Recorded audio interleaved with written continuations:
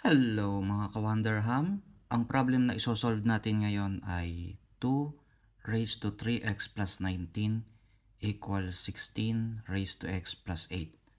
So paano natin isosolve kapag yung x ay nasa exponent?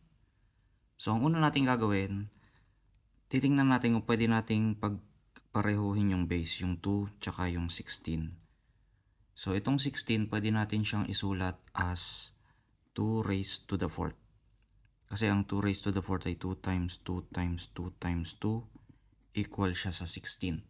So gagawin natin 2 raised to 3x plus 19 equals 2 raised to the 4th raised to x plus 8.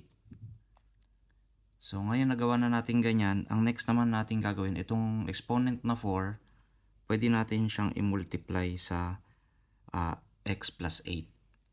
So magiging 2 raised to 3x plus 19 equals 2.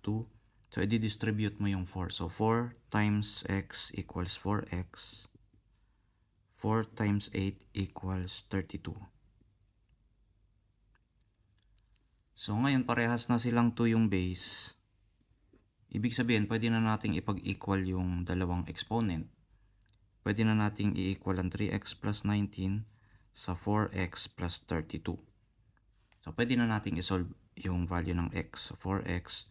So yung 3x, ililipat natin dito sa kanan, magiging negative 3x. Ito 19. Ito namang plus 32. Pag nilipat mo sa kaliwa, magiging minus 32. So 4x minus 3x equals x. Negative 32 plus 19 equals negative 13. So x equals negative 13. So yan po ang ating video for today. Kung may natutunan po kayo, please like, share sa inyong mga classmate, best friend, tropa at crush. At pasubscribe nyo na rin sila sa ating YouTube channel. Bye-bye!